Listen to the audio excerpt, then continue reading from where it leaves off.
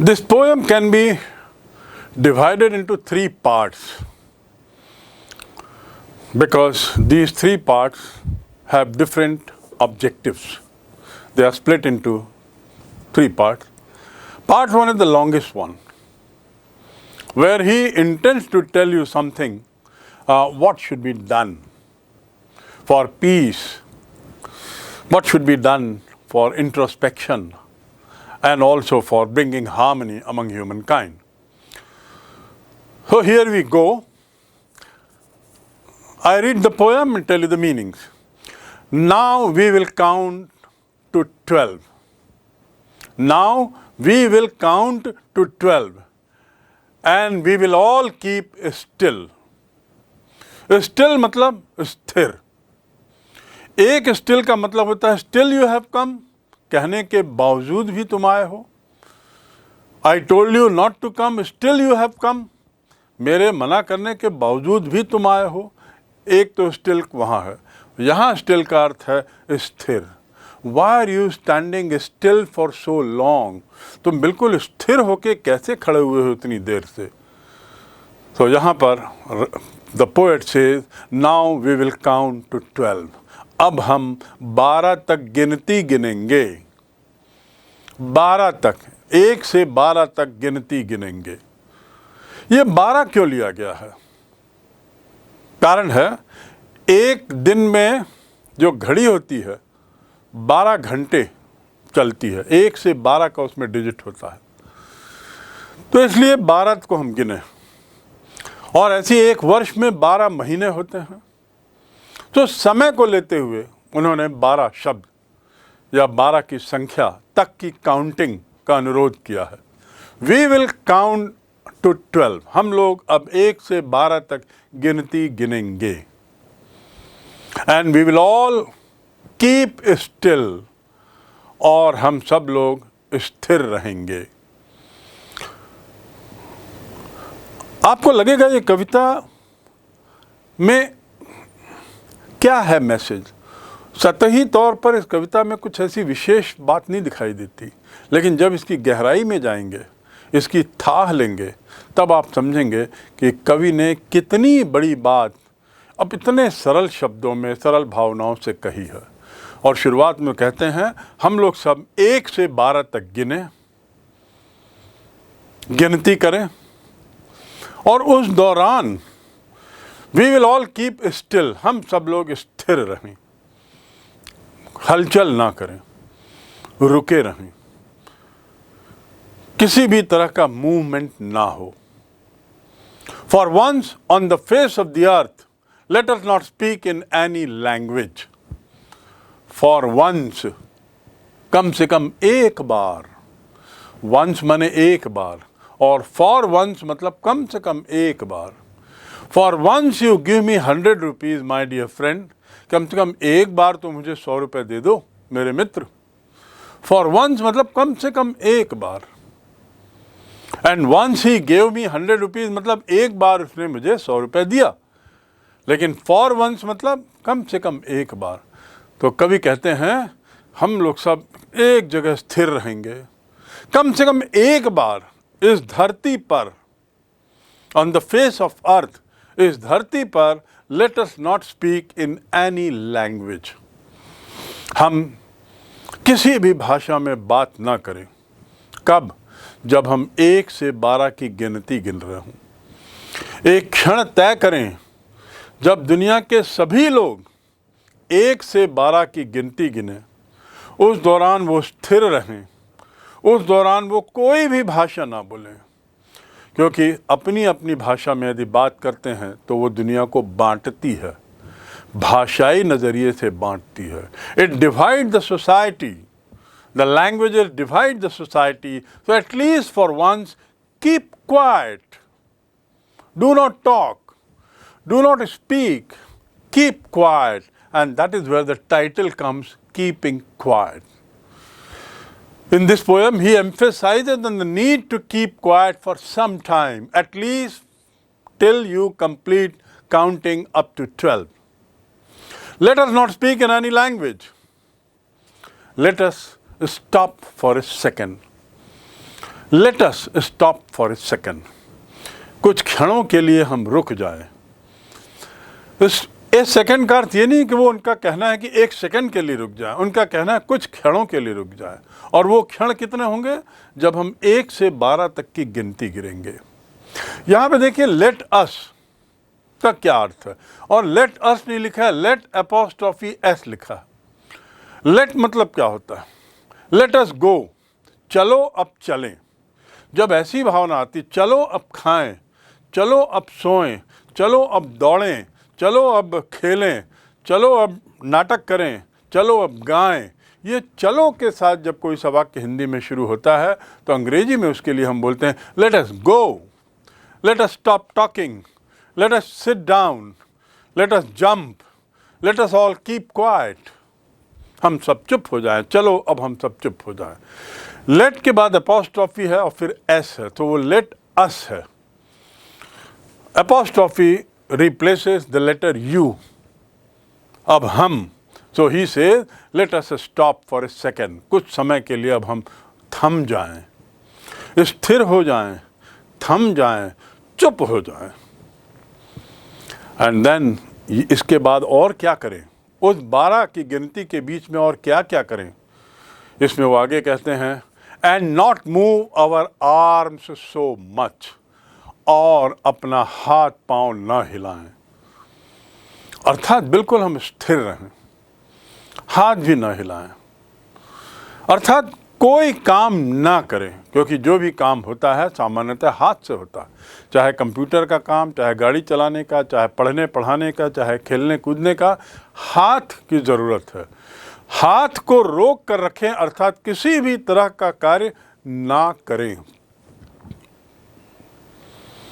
बिल्कुल मना करते हैं वो कि 1 से 12 की गिनती तक हम कुछ भी ना करें, अर्थात कुल मिला के तात्पर्य यही है, late us not do anything. Arms के यहाँ 2 मीनिंग हैं। एक अर्थ तो हुआ ये आर्म, हाथ, और दूसरा होता है आर्म्स माने हथियार। आर्म्स माने हथियार, फायर आर्म्स मतलब आग संबंधी, आग पैदा करने वाले हथियार, और बाकी जो भी हथियार होते हैं वो सब आर्म्स कहलाते हैं। तो he says let us not move our arm so much. अब हम हथियारों को भी ना हिलाएं, अपने हाथ को भी ना हिलाएं, बिल्कुल स्थिर खड़े रहें। इसके बाद ये सब यदि हम करते हैं तो क्या होगा? Now he says what will happen. उनका कहना होता है it would be an exotic moment. Exotic मतलब EXSOTIC, एक्सोटिक मोमेंट मतलब अविस्मरणीय, अतुलनीय, विलक्षण।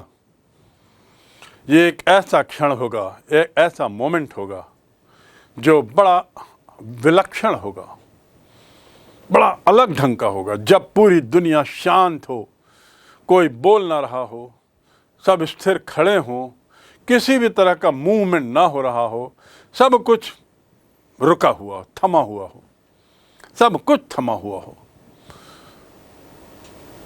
That moment will be exotic moment. वह क्षण जब 1 से 12 की आप गिनती गिनेंगे और ये 3-4 काम मेरे मानेंगे, वे क्षण विलक्षण होंगे। अब क्यों? विदाउट रश, विदाउट इंजन्स, कोई भागम भाग नहीं होगी। रश मतलब दौड़ भाग। Let us rush to the train, चलो ट्रेन की ओर भागें। And he rushed to the other side of the road, और वो सड़क के दूसरी तरफ के लिए दौड़ गया। टू रश माने तेजी से दौड़ना। और इंजन का मतलब क्या होता है? हम जैसा जानते हैं इंजन मतलब जो गाड़ी को चलाता है, जिसकी मदद से गाड़ी चलती है। अर्थात इंजन उस चीज़ को कहते हैं जो किसी भी चीज़ को मूव करती है, वो इंजन कहलाता है। You get the point? Anything that helps in making something else move is an engine. And so, author says that without, यदि हम ये सब करते हैं, if we follow these 3-4 things, don't move our arms, keep quiet, don't talk and remain still, at one place, then what will happen? It will be an excellent moment. There will be no rush. कोई भागम भाग नहीं होगी, सब एक जगह रुके रहेंगे पूरी दुनिया में. There will be no rush and there will be no movement. सारे इंजन बंद पड़े रहेंगे. वे सारी चीज़ें जो हाथ से चलती हैं वो थम जाएंगे, उनका मूवमेंट थम जाएगा. इंजन, सभी तरह के इंजन रुके रहेंगे, थमे रहेंगे. इसीलिए ये क्षण विलक्षण होगा, कोई भागम भाग नहीं.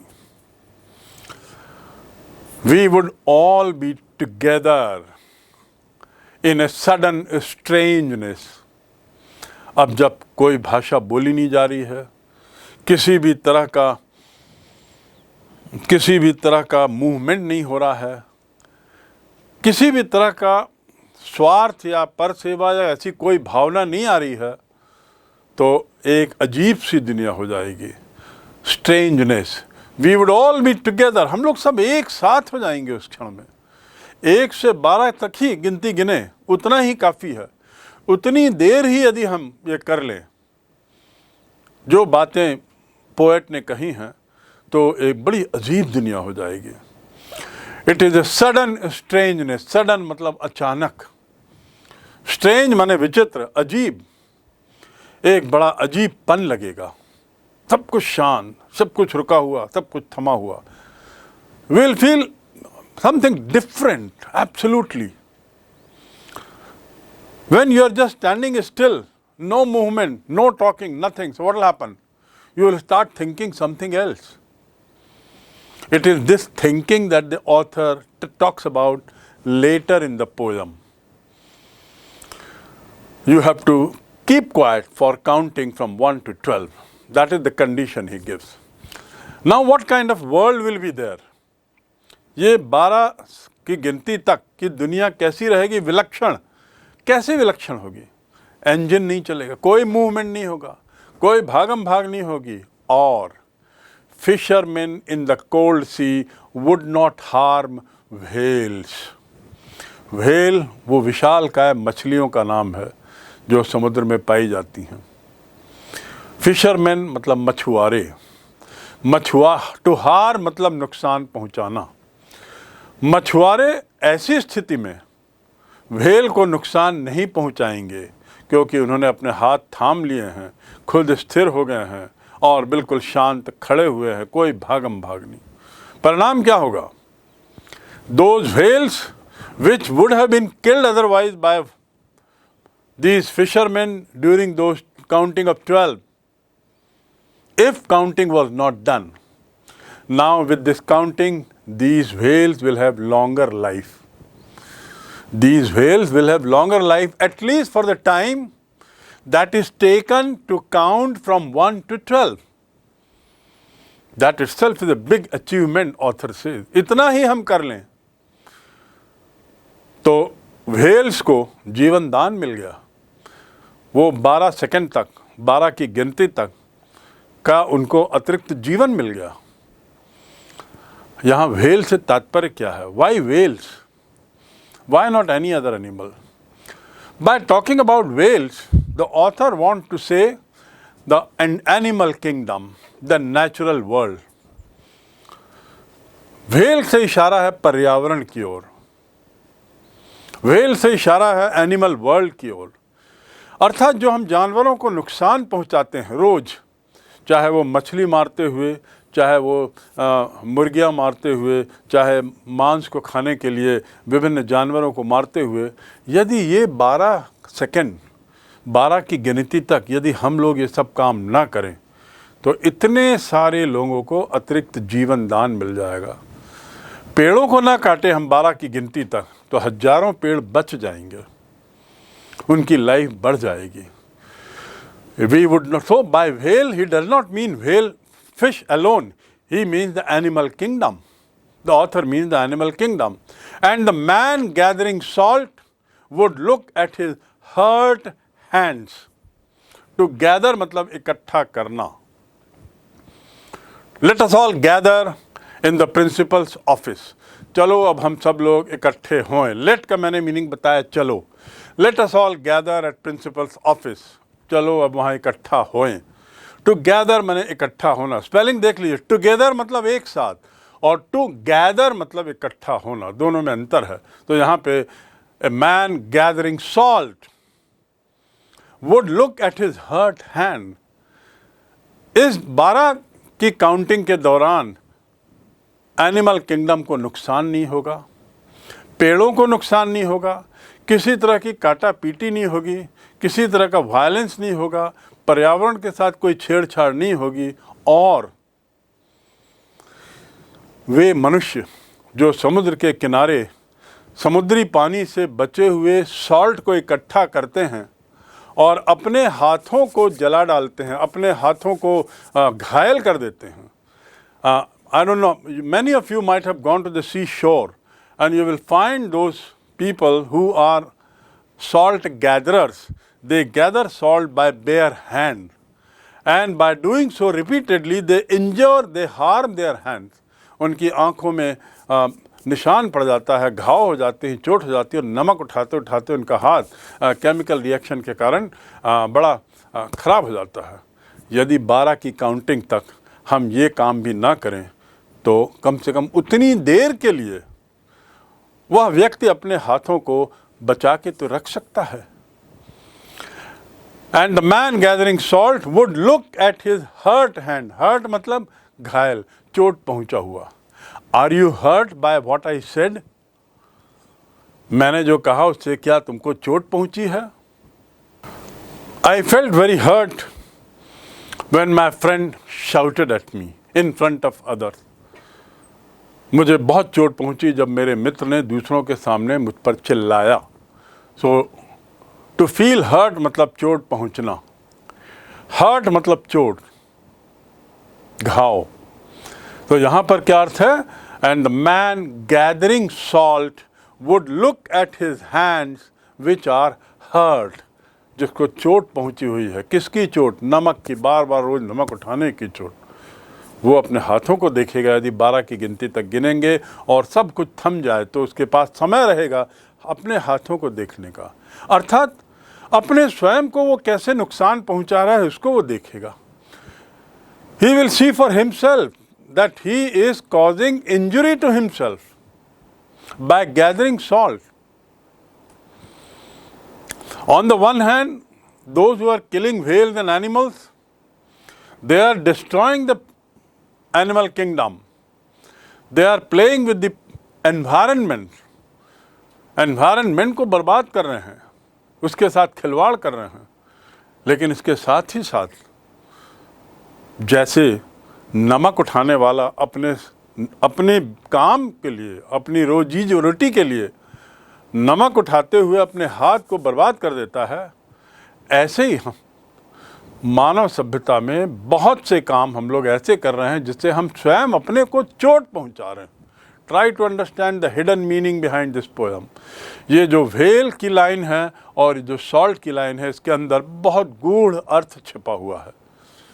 उस गूढ़ अर्थ को समझने की बात है। Where Pablo Neruda says that by killing whales, by killing animals, you are destroying the environment, and by doing many such work, knowingly or unknowingly, you are also killing yourself.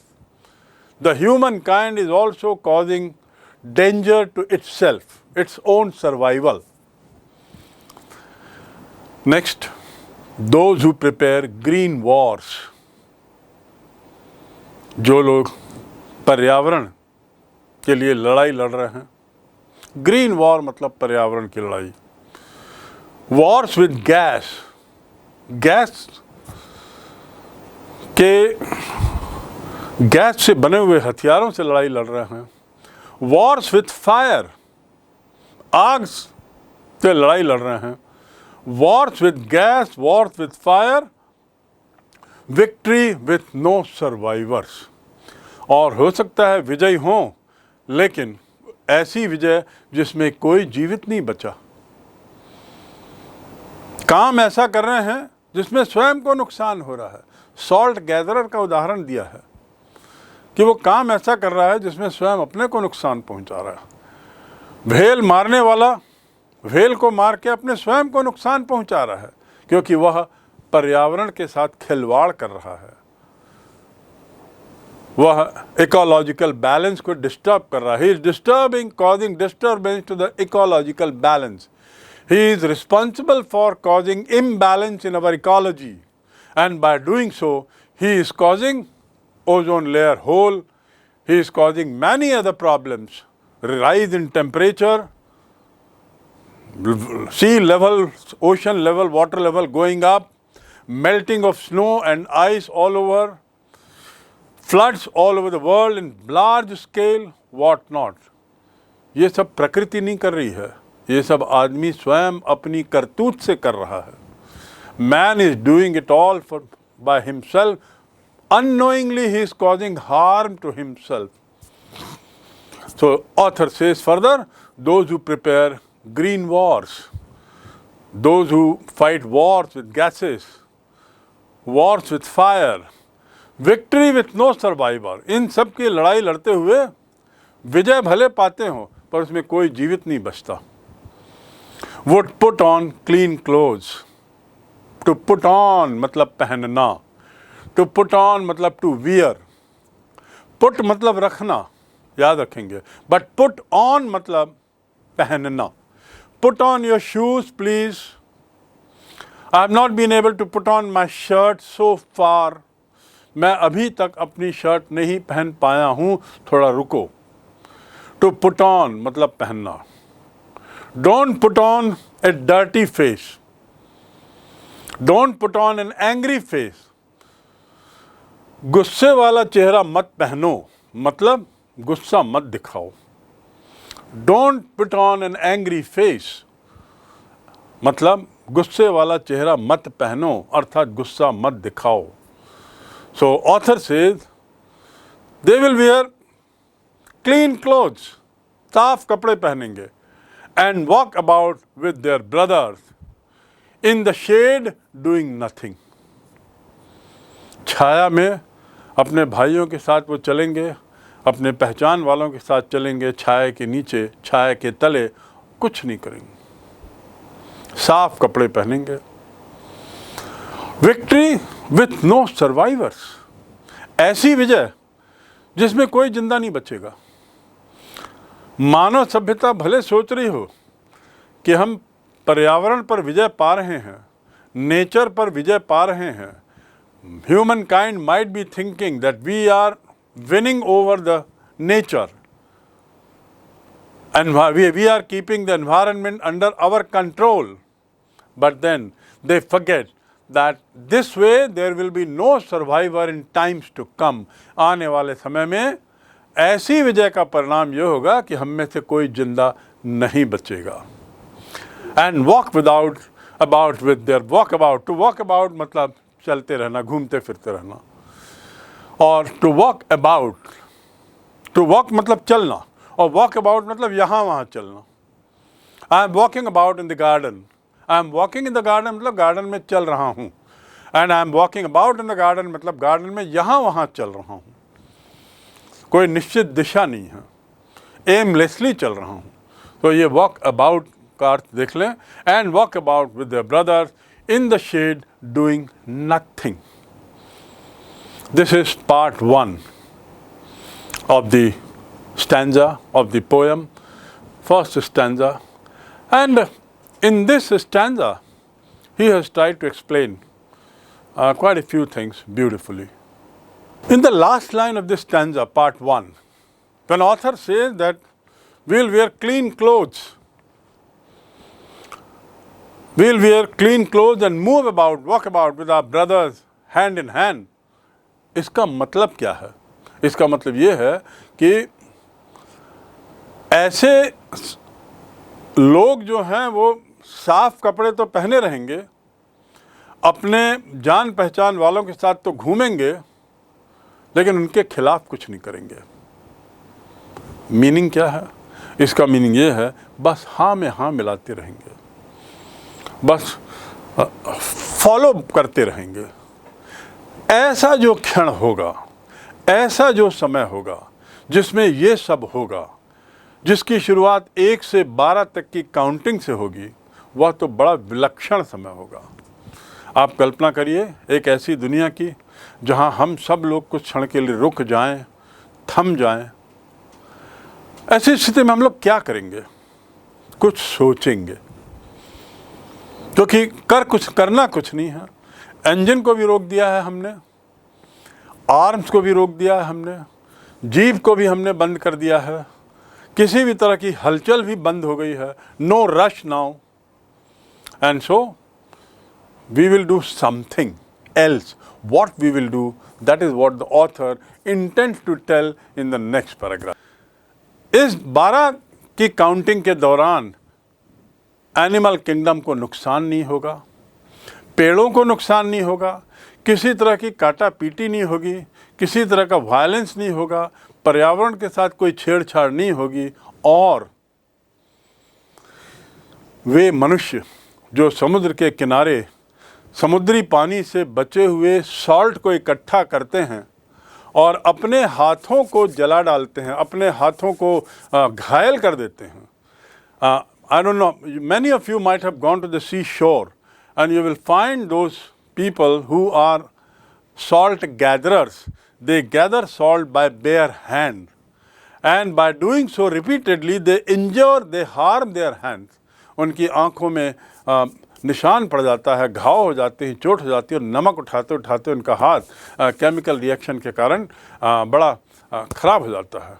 यदि 12 की काउंटिंग तक हम ये काम भी ना करें तो कम से कम उतनी देर के लिए वह व्यक्ति अपने हाथों को बचा के तो रख सकता है। And the man gathering salt would look at his hurt hand. Hurt मतलब घायल, चोट पहुंचा हुआ। Are you hurt by what I said? मैंने जो कहा उससे क्या तुमको चोट पहुंची है? I felt very hurt when my friend shouted at me in front of others. मुझे बहुत चोट पहुंची जब मेरे मित्र ने दूसरों के सामने मुझ पर चिल्लाया। सो टू फील हर्ट मतलब चोट पहुंचना, हर्ट मतलब चोट, घाव। तो यहाँ पर क्या अर्थ है? And the man gathering salt would look at his hands which are hurt. जिसको चोट पहुंची हुई है। किसकी चोट? नमक की, बार बार रोज नमक उठाने की चोट। वो अपने हाथों को देखेगा। यदि 12 की गिनती तक गिनेंगे और सब कुछ थम जाए तो उसके पास समय रहेगा अपने हाथों को देखने का, अर्थात अपने स्वयं को वो कैसे नुकसान पहुंचा रहा है उसको वो देखेगा। He will see for himself that he is causing injury to himself by gathering salt. On the one hand, those who are killing whales and animals, they are destroying the animal kingdom. They are playing with the environment. Environment को बर्बाद कर रहे हैं, उसके साथ खिलवाड़ कर रहे हैं। लेकिन इसके साथ ही साथ जैसे नमक उठाने वाला अपने काम के लिए, अपनी रोजी रोटी के लिए नमक उठाते हुए अपने हाथ को बर्बाद कर देता है, ऐसे ही हम मानव सभ्यता में बहुत से काम हम लोग ऐसे कर रहे हैं जिससे हम स्वयं अपने को चोट पहुंचा रहे हैं। Try to understand the hidden meaning behind this poem. ये जो व्हेल की लाइन है और जो सॉल्ट की लाइन है, इसके अंदर बहुत गूढ़ अर्थ छिपा हुआ है। उस गूढ़ अर्थ को समझने की बात है। Where Pablo Neruda says that by killing whales, by killing animals, you are destroying the environment, and by doing many such work, knowingly or unknowingly, you are also killing yourself. The humankind is also causing danger to itself, its own survival. Next, those in the last line of this stanza, part 1, when author says that we will wear clean clothes, we'll wear clean clothes and move about, walk about with our brothers hand in hand. इसका मतलब क्या है? इसका मतलब ये है कि ऐसे लोग जो हैं वो साफ कपड़े तो पहने रहेंगे, अपने जान पहचान वालों के साथ तो घूमेंगे, लेकिन उनके खिलाफ कुछ नहीं करेंगे। मीनिंग क्या है? इसका मीनिंग ये है बस हाँ में हाँ मिलाते रहेंगे, बस फॉलो करते रहेंगे। ऐसा जो क्षण होगा, ऐसा जो समय होगा जिसमें ये सब होगा, जिसकी शुरुआत 1 से 12 तक की काउंटिंग से होगी, वह तो बड़ा विलक्षण समय होगा। आप कल्पना करिए एक ऐसी दुनिया की जहां हम सब लोग कुछ क्षण के लिए रुक जाएं, थम जाएं। ऐसी स्थिति में हम लोग क्या करेंगे? कुछ सोचेंगे, क्योंकि करना कुछ नहीं है। इंजन को भी रोक दिया है हमने, आर्म्स को भी रोक दिया है हमने, जीभ को भी हमने बंद कर दिया है, किसी भी तरह की हलचल भी बंद हो गई है। No rush now, and so we will do something else. What we will do, that is what the author intends to tell in the next paragraph. So in para 1, whatever author has said, you might be wondering, what does he want us to do then? Author चाहता क्या है हमसे? आदमी होने के नाते बोलना हमारा स्वाभाविक है, हलचल करना स्वाभाविक है, चलना फिरना स्वाभाविक है, अपने जीवन यापन के लिए काम करना स्वाभाविक है, शिकार करना स्वाभाविक है। लेकिन ऑथर कह रहा नहीं हम कुछ नहीं करेंगे। कुछ ना करें तो फिर क्या करेंगे? Author himself tells what to do in the next paragraph, but he says कि कुछ ना करना को निष्क्रियता ना मानो। This is a very careful, very clear warning that author gives to the readers, to you, to me, to everyone, that please do not think that you should be totally inactive. When I am saying this, you should not do, that does not mean that you should be nishkriya. So let's read the poem, the second stanza. What I want should not be confused. जो मैं चाहता हूँ उसमें किसी भी तरह का confusion, संदेह ना हो। अर्थात मैं क्या चाहता हूँ मैं अब आपको बताता हूँ। I will tell you what I want now. So he says, he is warning. वो हम लोगों को सबको चेतावनी दे रहा है कि मित्रों, मैंने जो पहले पैराग्राफ में कहा है उसका अर्थ ये मत समझना कि मैं चाहता हूं कि आप लोग कुछ भी ना करो। गलत है, निष्क्रिय नहीं होना चाहता। मैं नहीं चाहता कि आप लोग मृत प्राय जैसा हो जाओ, डेड जैसा हो जाओ। मैं क्या चाहता हूं ये मैं बताता हूं। What I want should not be confused with total inactivity. अक्रियता, अकर्मण्यता ना माना जाए। इनएक्टिविटी मतलब अकर्मण्यता। एक्टिविटी मतलब गतिविधि, इनएक्टिविटी मतलब बिना गतिविधि का, गतिविधिहीन। गतिविधिहीनता ना माना जाए, टोटल गतिविधिहीनता ना माना जाए। Life is what it is about. Very simple, very simply he said, life is what is it about. जीवन वो है जो है। What is life? जैसा है वो लाइफ है। I want no truck with death. To have no trucks मतलब संबंध ना होना। नोट करिए इसको। To have no trucks with, trucks के बाद with आता है यदि ये मीनिंग लेना है तो। From tomorrow, my dear Ram, I will have no trucks with you because you have cheated me. कल से मिस्टर राम मेरा आपसे कोई संबंध नहीं रहेगा क्योंकि आपने मुझे धोखा दिया है। I will have no trucks with you मतलब मेरा आपसे कोई संबंध, किसी तरह का सरोकार नहीं रहेगा। तो to have no trucks, life is what it is about. जीवन वो है जो है।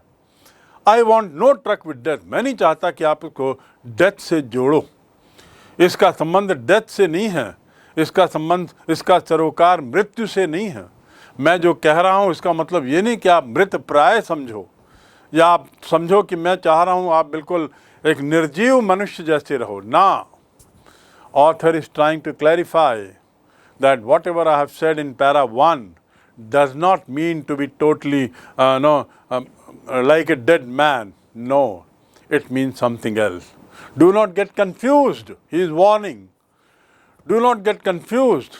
किसी तरह की गलत फहमी ना हो आप में कि मैं कह रहा हूं कि आप बिल्कुल मृत प्राय हो जाओ। नहीं, मैं किसी भी तरीके से अपनी इस बात को का संबंध मृत प्राय से नहीं जोड़ना चाहता। I don't want to have any track with death.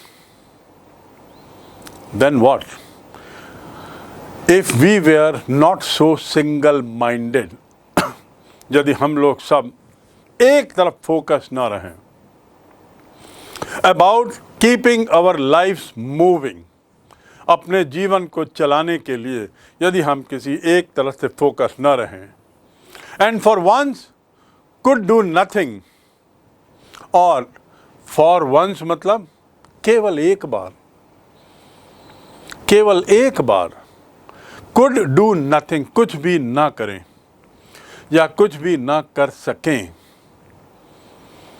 Perhaps a huge silence, शायद एक विशाल शांति, माइट इंटरप्ट दिस सैडनेस, ये जो विशाल शांति है वह सैडनेस को, उदासी को, सैडनेस मतलब उदासी, सैड माने उदास, why are you looking sad, sadness मतलब उदासी, इंटरप्ट करना मतलब दखल देना,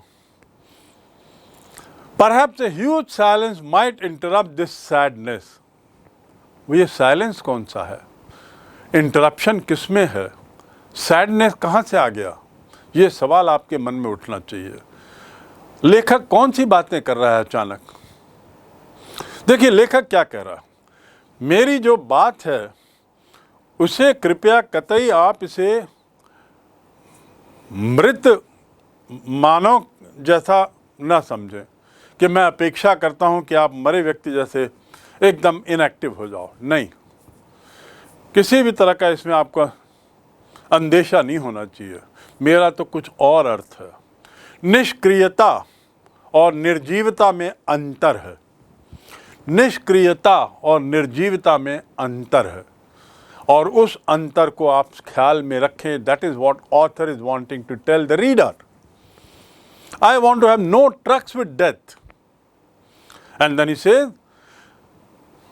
जीवन तो चलता रहेगा यदि हम अपने उद्देश्य को रखें सामने, तो about keeping our life moving, हमारा जीवन तो चलता रहेगा। मूव करना मतलब चलते रहना।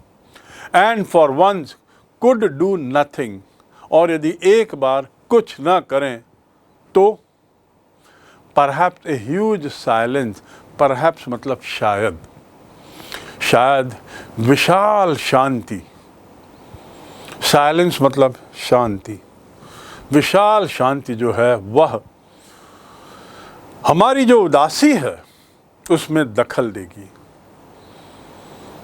ये उदासी कौन सी, दुनिया में जो सब कुछ हो रहा है, इतना सब कुछ जो गलत हो रहा है, चारों तरफ वायलेंस, चारों तरफ भ्रष्टाचार, चारों तरफ गंदगी, चारों तरफ गलत भाषा, चारों तरफ हिंसा, और जो भी गलत गलत काम हो रहे हैं, जो असामाजिक हैं,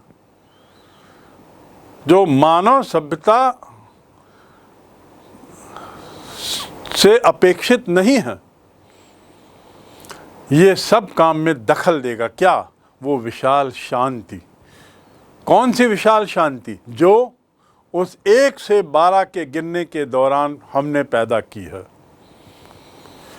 कुछ ना करते हुए, खड़े रहते हुए, स्थायी रूप से अस्थिर होते हुए, और कुछ इंजन ना चलाते हुए, किसी भी तरह का मूवमेंट ना करते हुए, जो हमने कुछ शांति के क्षण निकाले हैं, वे शांति के क्षण क्या करेंगे? जिंदगी में, जीवन में, दुनिया में जो उदासी है उसमें दखल देंगे। अर्थात इसका अर्थ क्या हुआ? Of never understanding our self and of threatening our self with death. कौन सी उदासी? किस तरह की उदासी? नेवर अंडरस्टैंडिंग आवर सेल्फ, जिसमें हमने कभी अपने को नहीं समझने की कोशिश की। ऐसी उदासी जिसमें हमने अपने को समझने की कोशिश नहीं की। अपने को मतलब जिसमें आदमी ने अपने स्वयं के लिए समय निकाल के नहीं सोचा, उसका परिणाम जो उदासी है। And threatening our self with death, और जो भी वो कर रहा है उसके परिणामों को बिना सोचते हुए वो करते जा रहा है, और ऐसा करते हुए वह अपने स्वयं के अस्तित्व को खतरे में डाल रहा है। तो थ्रेटन मतलब खतरे में डालना। किस चीज के खतरे में? डेथ के। Threatening our self with death, that's a beautiful line. तो इसलिए पैरा 2 में ऑथर कहते हैं कि at least be very clear that I don't mean being dead soul, being dead alive, no. I mean be inactive for a while. Because in that stage of inactivity, you will realize that the silence has entered into this world which is sad. Sad because we have never given time to ourselves to think. Because we have never given time to understand what we are doing is harmful for us only. हमने अपने को ये समय बिल्कुल नहीं दिया है। इस भागम भाग के जीवन की भागम भाग में, जीवन की भाग दौड़ में, अपने को जीवित रखने के स्ट्रगल में, अपने को भौतिक सुख को बढ़ाने की चिंता में हमने ये ध्यान नहीं दिया है कि हम अपने को नहीं समझने की कोशिश की। We did not get time, और we did not give time to think about our self. और उसके साथ ही ऐसा करते हुए हमने अपने स्वयं के अस्तित्व को खतरे में डाल दिया है। एनिमल किंगडम्स को मारते हुए हमने इकोलॉजिकल बैलेंस को बिगाड़ दिया। उसके खतरे का खामियाजा हमको भुगतना पड़ रहा है। नमक खाते हुए नमक इकट्ठा करने वाले ने अपने स्वयं के हाथ को घायल कर दिया। खामियाजा हमको भुगतना पड़ रहा। हथियार बनाते हुए हमने उन हथियारों का इतना विशाल भंडार बना दिया है कि आज वे हथियार हमारे स्वयं के लिए खतरा हो गए हैं। इसकी चिंता है। इस प्रकार पेड़ों को काटते हुए हमने शानदार मकान बनाए हैं। पेड़ों को काटते हुए हमने शानदार भवन बनाए हैं, सड़कें बनाई हैं, रेलवे ट्रैक्स बनाए हैं, हवाई जहाज के लिए रनवे बनाए हैं, और ना जाने क्या क्या बनाया है पेड़ों को काटकर। लेकिन ऐसा करते हुए हमने अपने स्वयं के लिए खतरा मोल लिया है। तो पर्यावरण से आप मत खेलो, अपने को कुछ समय दो। Give some time to yourself to understand yourself. Never gave time to understand himself. That is what he is trying to say. Never understanding ourselves. So give time to yourself for better understanding of yourself. अपने को पहचानने के लिए अब समय दो, और ऐसा ना करते हुए आपने अपने स्वयं के अस्तित्व को जो खतरे में डाला है उसको रोको। So in para 1, whatever author has said, you might be wondering, what does he want us to do then? Author चाहता क्या है हमसे? आदमी होने के नाते बोलना हमारा स्वाभाविक है, हलचल करना स्वाभाविक है, चलना फिरना स्वाभाविक है, अपने जीवन यापन के लिए काम करना स्वाभाविक है, शिकार करना स्वाभाविक है। लेकिन ऑथर कह रहा नहीं हम कुछ नहीं करेंगे। कुछ ना करें तो फिर क्या करेंगे? Author himself tells what to do in the next paragraph. But he says कि कुछ ना करना को निष्क्रियता ना मानो। This is a very careful, very clear warning that author gives to the readers, to you, to me, to everyone, that please do not think that you should be totally inactive. When I am saying this, you should not do, That does not mean that you should be nishkriya.